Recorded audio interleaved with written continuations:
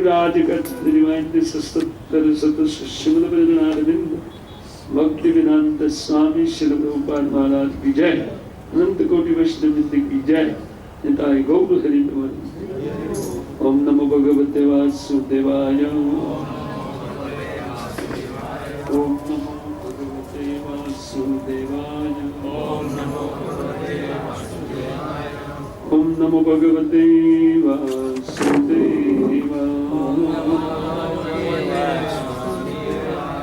नारायणं नमस्कृत्यं नरं चैव नरोत्तमं देवीं सरस्वतीं व्यासं ततो जयमुदीरये। श्रीमद् भागवतम आज नित्य कथा निमित्त कथा के अनुसार हम लोग पंचम स्कंद के 10वें अध्याय का आज 17वां श्लोक पाठ करेंगे।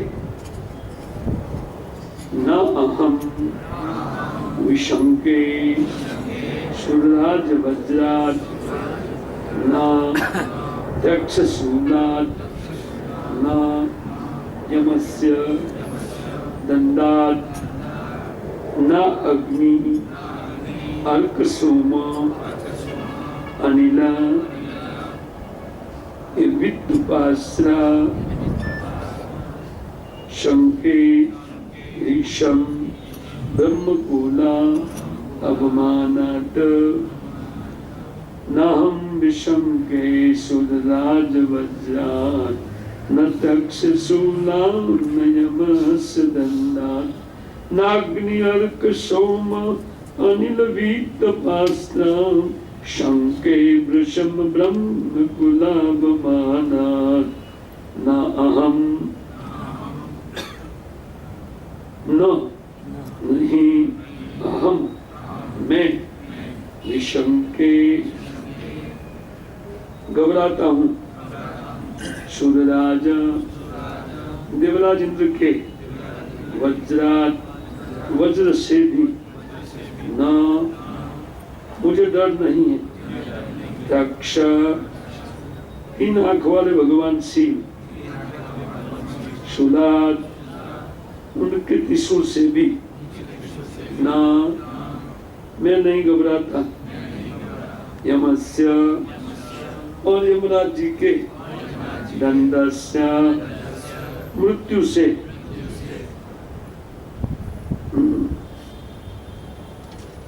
न अग्नि के अर्का सूर्य के सोमा चंद्र के अनिला वायु के विद्यापा वरुण के अस्ता इन अस्त्रों से शंके नहीं घबराता हूँ। वैषम लेकिन अत्यंत दारुण अथवा भयंकर ब्रह्मकूला ब्राह्मण कुल के प्रति अवमाना अवज्ञा से घबराता हूँ। तो श्री राजा रघुगण भरत महाराज के प्रति अत्यंत विनम्र होकर के वो कहने लगे कि मैं मेरे क्षत्रिय स्वभाव के अनुसार मृत्यु से डरता नहीं हूं, इसलिए मैं इंद्र के वज्र से या शिव जी के त्रिशूल से या यमराज जी के दंड से मुझे कोई भय नहीं है। और अग्नि सूर्य चंद्र अथवा वायु अथवा वरुण के अस्त्र से भी मुझे कोई डर नहीं है। लेकिन मैं उन आप जैसे उन ब्रह्म को जानने वाले इन ब्राह्मण के अवहेलना से खूब डरता हूं। ज्ञानांजन शलाकया चक्षुरुन्मीलितं येन तस्मै श्रीगुरुवे नमः। श्रीचैतन्यमनोभीष्टं स्थापितं येन भूतले स्वयं रूप कदा मह्यं ददाति शुभदन्तिकं। वन्देऽहं श्रीगुरो श्रीयुतापदकमलं श्रीगुरून् वैष्णवं च।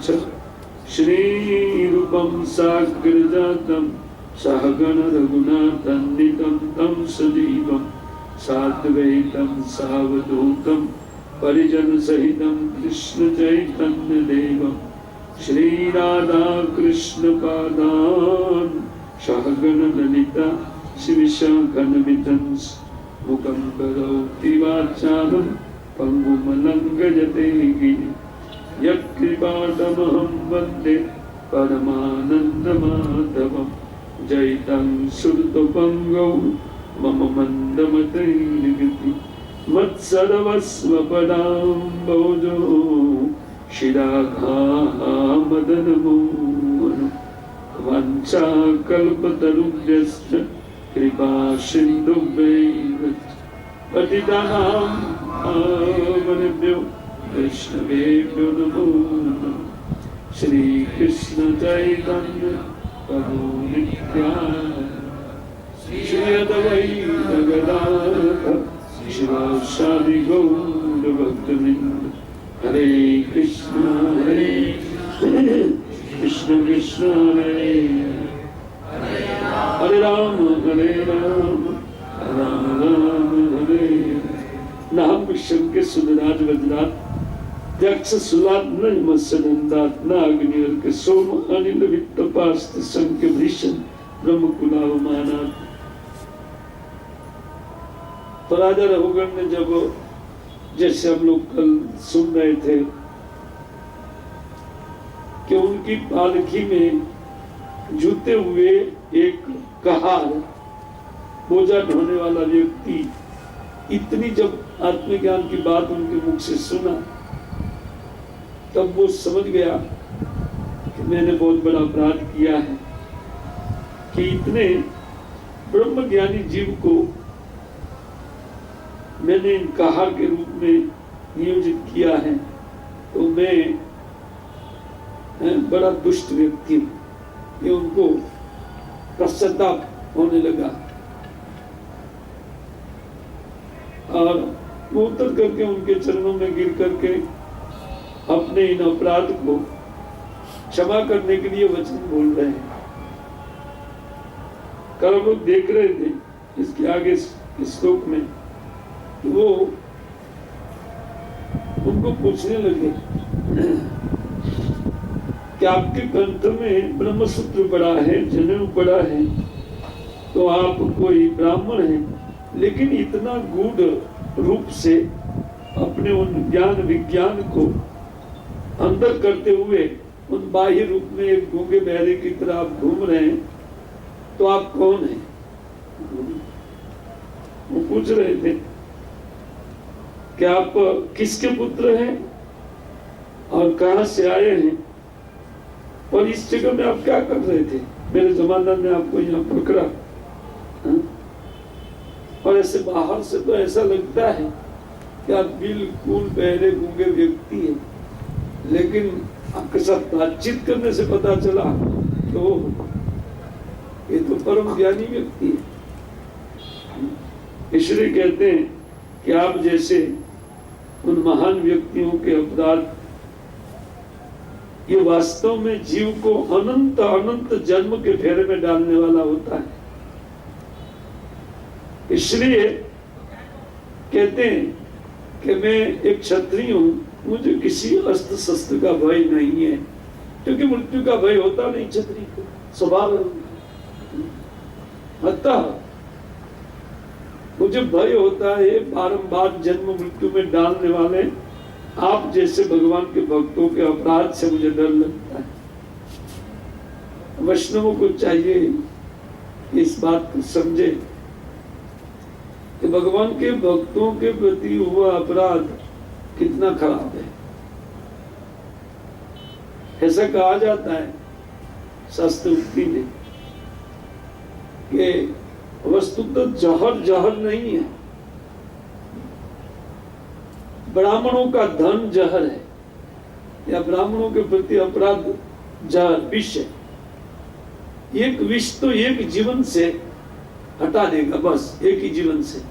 लेकिन ये जो विष स्वरूप ब्राह्मण का धन या ब्राह्मण की अवहेलना है, वो तो व्यक्ति को अनंत जन्म के फेरे में डाल देती है। इसलिए विष विष नहीं, लेकिन ब्राह्मण का अपराध विष है, एक है।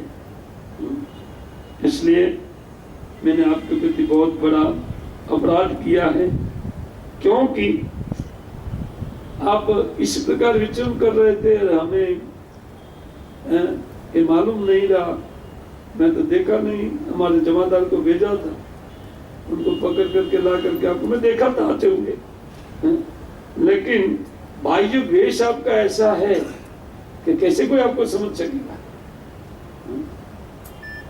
अपनी उन ज्ञान विज्ञान शक्ति को आप अंदर करके बाह्य ऐसा आचरण कर रहे, तो आपकी गति को कौन समझ सकता है। इसलिए क्षमा कीजिए, आपके प्रति बहुत बड़ा अपराध हुआ है।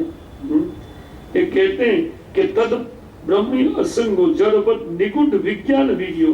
अब इसमें स्पष्ट कर रहे हैं कि देखिए, आप अंतरात्मा से बिल्कुल अनासक्त हैं और देहात्म बुद्धि से परे हैं, लेकिन आपके इस स्तर को, उन विज्ञान तथा आपके इस अनासक्ति को छिपा करके आप एक गूंगे बहरे की तरह घूम रहे हैं। लेकिन एक बात है, आपके पास जो ये ज्ञान है, यद्यपि मैं समझा कि आप परम ज्ञानी हैं, लेकिन आपका ज्ञान भी मेरे मन के संशय का छेदन नहीं कर पाया। इसको कह रहे, कहते वचांसी योग ग्रथितानी। यदि आपके जो वाणी है वो शास्त्रों से सम्मत है और मन की शंकाओं का छेदन करने वाला है, लेकिन मेरा मन इतना कठोर हो गया है कि आपकी इन युक्ति संगत बातों से भी मेरे मन की शंका दूर नहीं होती है। ये कह रहे हैं, क्या कहते हैं, योग ग्रथितानि साधो। आप साधु है, आपका युक्ति योग सम्मत शास्त्र से, लेकिन न क्षमन्ते। फिर भी आपकी उक्तियों के ऊपर मैंने बहुत विचार किया, मेरी बुद्धि को लगाया, फिर भी मेरे मन में जो शंका है उनका छेदन नहीं हुआ है। एक कह रहे, इसलिए कहते कि अहम च योगेश्वर आत्मन तत्वविदा मुनिनाम परमम गुरुम वै ना प्रष्टुम प्रभुत्व किम यह अरुणम तत् साक्षात हरि ज्ञान कला अवतीर्णम। कहते इसलिए मेरा मन इतना दीठ है, इसलिए मैं भगवान की उन ज्ञान शक्ति को लेकर के अवतीर्ण हुए साक्षात भगवान कपिल, जो अनेक अनेक सिद्ध महात्माओं के भी गुरु के रूप में वो अपने आप को प्रकट किया है इस संसार में। मैं साक्षात उन भगवान के पास मेरी शंका का समाधान करने के लिए जा रहा हूँ, और मैं ये खास करके ये पूछने के लिए जा रहा था कि इस संसार में शरण लेने योग्य व्यक्ति कौन है। अरण का अर्थ शरण। कहते किम आह अरणम प्रवृत्त प्रष्टुम। प्रष्टुम माने पूछने के लिए, प्रवृत्त माने मैं जा रहा हूं, तो मेरी प्रवृत्ति हो रही है उधर जाने की। तो वो किस लिए बोले, यह अरणम किम, यहाँ शरण्य वस्तु कौन है जिनकी शरण में जाकर के जीव निश्चिंत हो जाए, कौन है। तो इस जिज्ञासा से मैंने सुना है कि भगवान की उन शक्ति लेकर के, साक्षात ज्ञान शक्ति लेकर के भगवान का अवतार हुआ है। उनकी ज्ञान कला के रूप में लोग उनको कहते हैं कि वो साक्षात भगवान है, इसलिए उन साक्षात हरि के पास में जा रहा हूँ। बड़ा क्या शंका है भाई आप, तो भगवान के अलावा कोई छेदन न कर सके। इतना बड़ा क्या शंका है? तो वो कह रहे हैं कि देखिए, ये जो शंका है उनका समाधान वस्तुतः अति शीघ्र नहीं, तो वो शंका है देहात्म बुद्धि।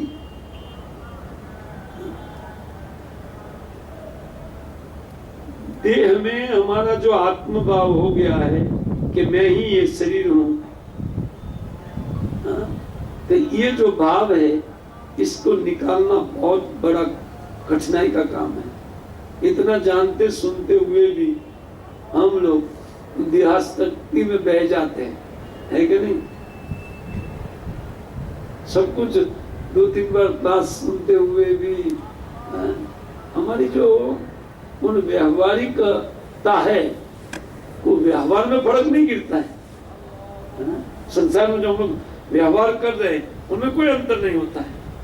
यद्यपि हम लोग समझ रहे हैं कि हम आत्मा है, जो है, जैसे कुछ साधना में परसों बोल रही थी कि आप कितना भी कहिए लेकिन खाने पीने बगैर काम नहीं चलेगा ना, ये बता सकती। ठीक है, उचित है।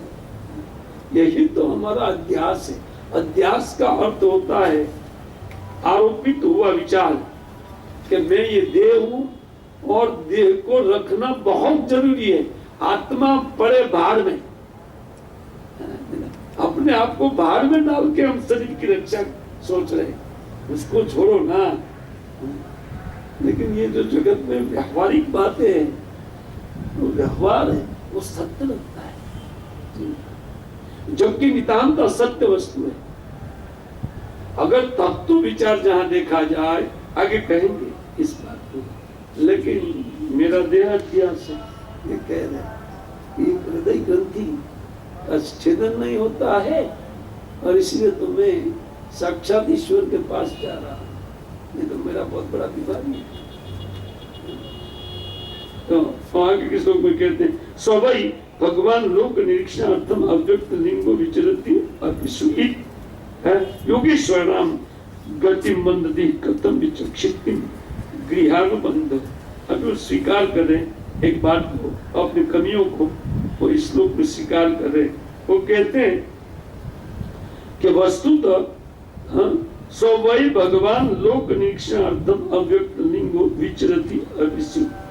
आप योगियों के ईश्वर लगते हैं, या योगियों के ईश्वर उन आप साक्षात कपिल मुनि तो नहीं है ना, जिनकी शरण लेने के लिए मैं जा रहा हूं, तो मेरे कल्याण के लिए आप इस प्रकार का उन ऐसा रूप लेकर के कहीं संसारिक जनों का निरीक्षण करने के लिए आप घूमने वाले, इन अव्यक्त रूप में घूमने वाले साक्षात कपिल मुनि तो नहीं है ना। एक कहने लगे, कहते हैं कि आपके जैसे महामुनियों को इस प्रकार विचरते हो, मेरे जैसा एक गृहस्थाश्रम में अंध बुद्धि वाला व्यक्ति, कि मैं अपने परिवार को ही, अपनी जात को ही सब कुछ मानता हूँ और संसार के भोगों को ही मेरी बुद्धि समझती है, तो ये बुद्धि आपके जैसे निगुढ़ व्यक्ति को कैसे समझ पाएगी? क्या आप साक्षात कपिल मुनि है क्या? प्रश्न कर रहे हैं। क्योंकि ज्ञान तो आपके पास बहुत बढ़िया है? लेकिन इस पर भी एक अभी वो तर्क दे करके बताते हैं। कहते हैं ठीक है, तो ऐसे आप व्यक्ति हैं, लेकिन आपने जो बोला उस बात को मैं आपको वापस बताता हूँ, आप सुनिए। फिर भी मेरी शंका का समाधान क्यों नहीं हुआ उनको बता दें कि दृष्टम समम कर्म तो आत्मनो वै परतुर्गंतम भवतश्च अनुमेयम यथा असतो उदयान आद्य अभावात् सगुणम इष्टो व्यवहार मार्ग। आपने कहा कि व्यवहार मार्ग ठीक नहीं है, वो असत्य है, लेकिन मैं उनको सत्य मानता हूं। तो कैसे आप सत्य मानते हैं असत्य वस्तु को? तो कहते हैं देखिए, जैसे उदाहरण दिया, मैं युद्ध करता हूं तो मैं तो देखता हूं मैं थका हुआ हूं, मुझे थकान लगती। तो मेरे अनुमान से मैं ये समझ लिया कि आपने जो मेरा भार धोया और इतना रास्ता मैंने चलाया, तो आपको भी थकान लगी होगी, क्षमा कीजिए, क्षमा कीजिए। आपको जो मैंने थका दिया, इसके लिए मैं इतना श्रम दिया, आपको परिश्रम कराया, इसके लिए मैं आई एम सॉरी।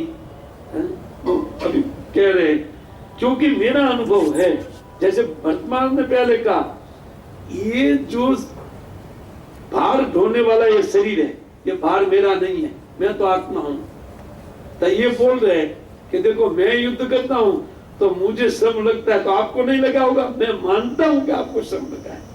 अब जब जबरदस्ती अपना बात उनके ऊपर डाल रहे हैं, जैसे कोई व्यक्ति सोचे कि इस शरीर का आवश्यकता इतना जरूरी है, इतना जरूरी है, और इससे आत्मा की अवहेलना भी हो जाए तो कोई बात नहीं। जैसे यही भरत महाराज वो साधना कर रहे थे, तो उन भगवान का जो भक्ति था, उनके अनुक्रम को वो छोड़ एक एक करके छूट गया।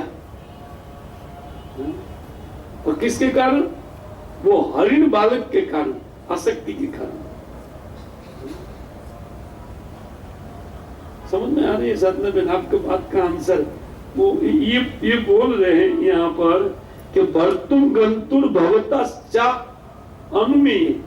मैं तो अनुमान करता हूं कि जैसे मुझे थकान लगती है युद्ध इत्यादि से, इस प्रकार पालकी ढोने का मैंने आपको श्रम दिया है। आप ये कह रहे थे कि मुझे श्रम नहीं लगा, उनको मैं बिल्कुल अव्यावहारिक मानता हूं। लगा ही होगा, मुझे लगता है तो आपको भी लगा होगा।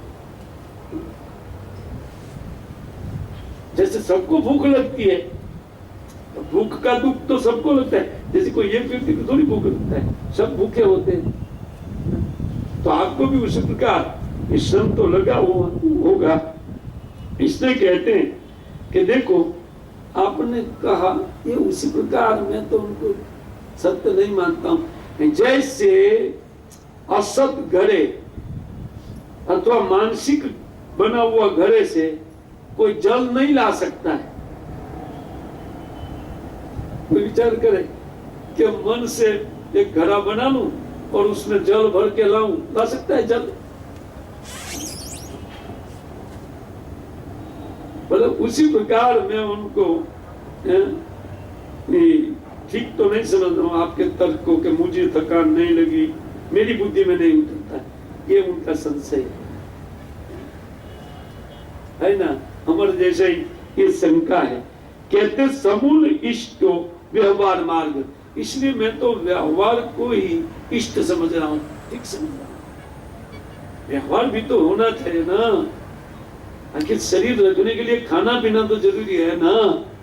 ठीक ऐसा जैसे आपने दिया व्यवहार है ना, तो व्यवहार है, और ये तो सत्य जगत में दिखाई पड़ता है। तो व्यवहार को आप असत्य कहते हैं, ये तो असत्य घड़े में जल लाने योग्य बात है, तर्क के साथ वो बात है। तो मैं तो व्यवहार देख रहा हूं, और सामने जैसे आपको भूख लगती है, मुझे भूख, इस प्रकार श्रम भी आपको लगता होगा। और आपका बात वो असत घड़े वाला है। हम कहते हैं घड़े में जल लाओ, लेकिन एक कल्पना का घड़ा लेकर के जाओ, उनमें जल भर के लाओ। वो झूठ बोल, वो तो उनको कह रहे हैं कि आपका बात मेरे गले में उतर नहीं रहा है, मैं पचा नहीं पा रहा हूं इस बात को। वस्तु तो ऐसा बात है, अगर जहां शास्त्र बात करता है तो व्यक्ति को सत्य नहीं लगता है, वो असत्य लगता है। और संसार का झूठ मूठ का जो व्यवहार है वो सत्य मानते हैं। ऐसा नहीं होता है? आप लोग अंदाज कर सकते हैं ना इस बात को। जो राजा बोल रहा है वो ठीक बोल रहा है एक तरीके से। ये शास्त्र में तो अभी सब ये आगे घटने वाली घटना को निरूपण किया गया है। और जैसे हवा में, ये तो हवा में बात चल रही है और प्रत्यक्ष हमारा अनुभव है। जैसे हम लोग देखते, जैसे कहते हैं कि विषयों में आनंद नहीं है। विषय का अर्थ खाना, सुनना, उठना बैठना। अरे सिनेमा देखने में इतना आनंद आता है, वो सीरियल, आप बोलते आनंद नहीं है, तो आनंद आ रहा है टेलीविजन देखने में, और आप इनको बोलते कि बिल्कुल नहीं है, तो ये तो मनोमय कल्पना है। मैं कैसे मान लूं कि ये कल्पना है, मुझे सुख मिल रहा है। जैसे खाते हुए हम लोग आनंद का अनुभव करते हैं, उसमें तो आनंद का अनुभव हो रहा है, तो खाने में सुख है। और आप बोलते खाने में सुख नहीं है। ठीक है, पेट भरने के बाद खाइए। अगर सुख ही है खाने में तो खाते ही नहीं है। लेकिन व्यक्ति खाते ही नहीं रहता है।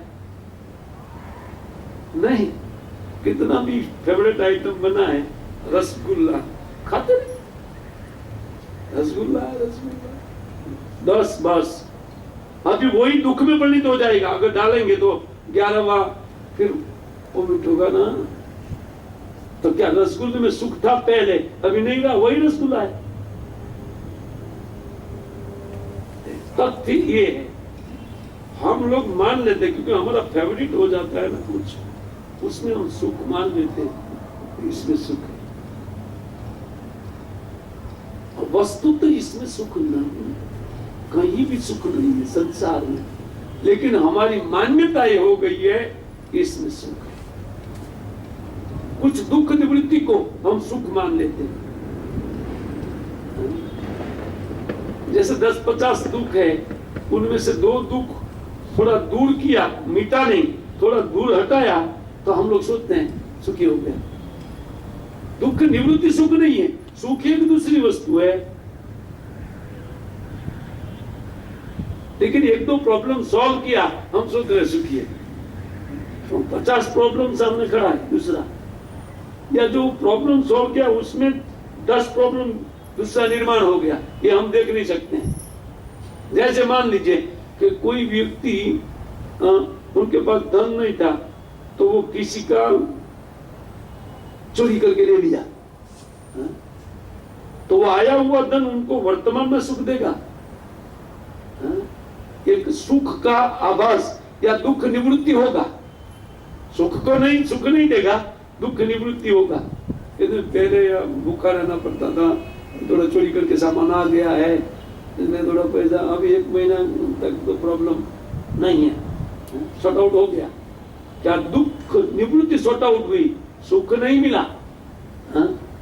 लेकिन वो चोरी करने वाला जो कर्म हो गया, इसको शास्त्र बता रहे। क्या आपने जो अपने भोग के लिए ये गलत काम कर लिया, तो उनका तो एक रिएक्शन हो, वो तो इस संसार में भी उनका दंड मिलता है। ऊपर के दंड से आप कैसे बच सकते हैं, क्योंकि वो तो अत्यंत सूक्ष्म है। भगवान तो मन की बात भी सोच लेते, हम जो सोचते हैं मन में वो भी सुन लेते हैं, देख लेते हैं कि हम क्या विचार करते हैं। इतना सूक्ष्म नियम है। जब यहां भी दंडित किया जाता है ऐसे कार्य से, लेकिन क्योंकि सुख का इतना अभिलाषा है या दुख निवृत्ति करने की इतनी लालसा है, अतः चोरी कर बैठा व्यक्ति। तो दुख निवृत्ति तो नहीं हुई, 1 महीने के लिए टेम्पररी, तो थोड़ा दुख को दूर किया, वो भी एक दुख को। खाना ही सुख नहीं है केवल, तो खाना ही सुख है। दूसरे लोग के पास जो धन बहुत है, वो लोग तो चोरी करके थोड़ा बहुत लाया गया धन से भी हजारों गुना सुखी है। उनको देखकर भी वो दुखी रहेगा, अरे मैं तो इतना 1 महीने तक व्यवस्था, ये लोग के पास तो बहुत बैंक बैलेंस है, और ये तो अपनी परमानेंट व्यवस्था। परमानेंट हम क्या बोलते हैं, जीवन पर्यंत परमानेंट बोलते हैं। सोचते हैं कि जीवन खत्म हो जाए, शरीर का मृत्यु के साथ हमारा मृत्यु हो जाएगा, इसको हम परमानेंट सोचते नहीं। जीवात्मा शाश्वत है, सनातन। तो उनके लिए ये जो अवस्था है, ये व्यवहार है, वो व्यवहार नहीं है। वस्तुतः जहां पर आत्मज्ञान का विषय चलता है तो वहां क्षणिक व्यवहार को व्यवहार नहीं माना जाता है, लेकिन ये व्यवहार समझे।